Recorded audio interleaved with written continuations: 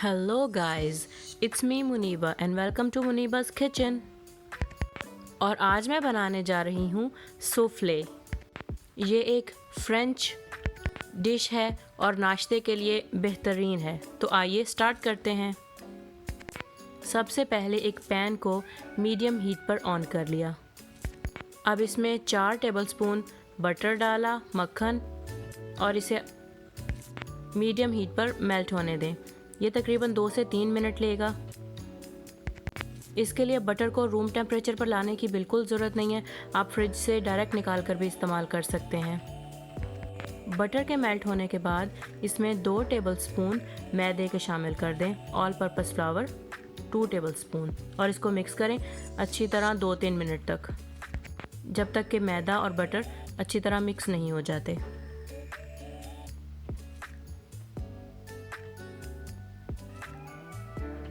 ये देखिए इसमें बबल्स बनने शुरू हो गए हैं। तो अब मैं इसमें ऐड करूँगी 1 कप मिल्क। मैं इसमें 2% मिल्क यूज़ कर रही हूँ, अगर आप चाहें तो होल मिल्क भी यूज़ कर सकते हैं।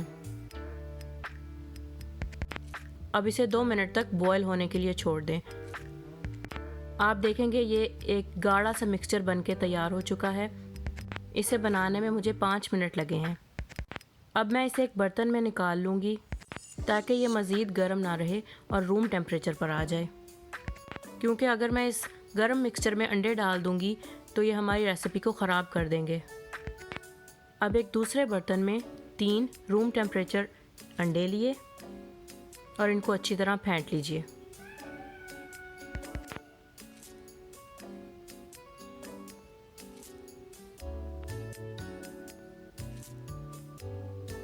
आप अपने जायके के हिसाब से इसमें नमक, काली मिर्च, लाल मिर्च डाल सकते हैं, लेकिन मैं सिर्फ सॉल्ट और ब्लैक पेपर का इस्तेमाल कर रही हूँ 1 टीस्पून। इसको अच्छी तरह हम दोबारा मिक्स कर लें। अब मैं इसमें ऐड करूँगी स्पिनच डिप 2 टेबलस्पून।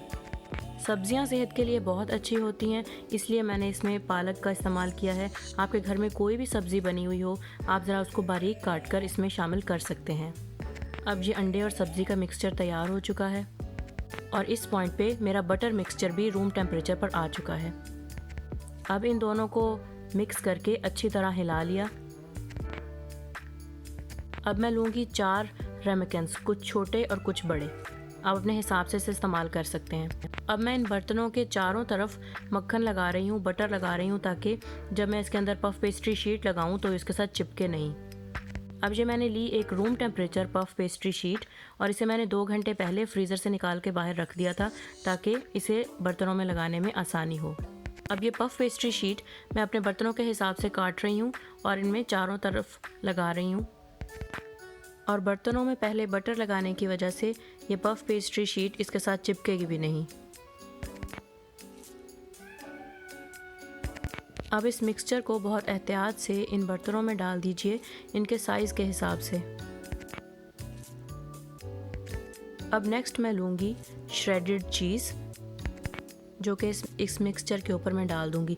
आप अपनी पसंद का कोई भी चीज़ इस्तेमाल कर सकते हैं, मैं मोज़रेला चीज़ इस्तेमाल कर रही हूँ। अब इनको चारों तरफ से कवर कर दें ताकि अंडे का मिक्सचर शीट के अंदर ही बनकर तैयार हो। अब एक अंडा फेंट कर ब्रश की मदद से चारों तरफ बराबर इस पफ पेस्ट्री शीट के ऊपर लगा दें। ये अंडा इस मिक्सचर को गोल्डन ब्राउन सा कलर दे देगा, जो कि देखने में बहुत ही प्यारा लगेगा।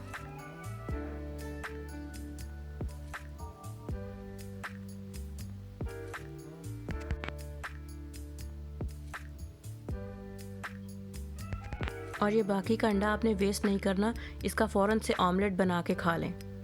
अब इसके बाद मैं ओवन ऑन करूँगी 375 डिग्री फ़ारेनहाइट पर। इसको पकाया मैंने कम से कम 30 मिनट। ये मेरा सूफ्ले बनकर तैयार हो चुका है। इसे मैं ओवन से निकाल रही हूँ, एहतियात से, ओवन बहुत गर्म होता है। ये देखिए कैसा प्यारा गोल्डन ब्राउन सा बनकर तैयार हुआ है। ये नाश्ते के लिए बेहतरीन डिश है। आप घर पे बना सकते हैं, ये बहुत आसान है इसको बनाना। कमेंट्स में ज़रूर बताइएगा कि कैसा लगा आपको एग एंड स्पिनच सूफ्ले। अब मैं इसे ज़रा टेस्ट करके आपको बताती हूँ। और ये है मेरा एग एंड स्पिनच सूफ्ले और ओ आ भी जाओ। बहुत ही लजीज, बहुत ही टेस्टी। इसी वीकेंड पे इसको ट्राई कीजिएगा। तब तक के लिए अल्लाह हाफ़िज़।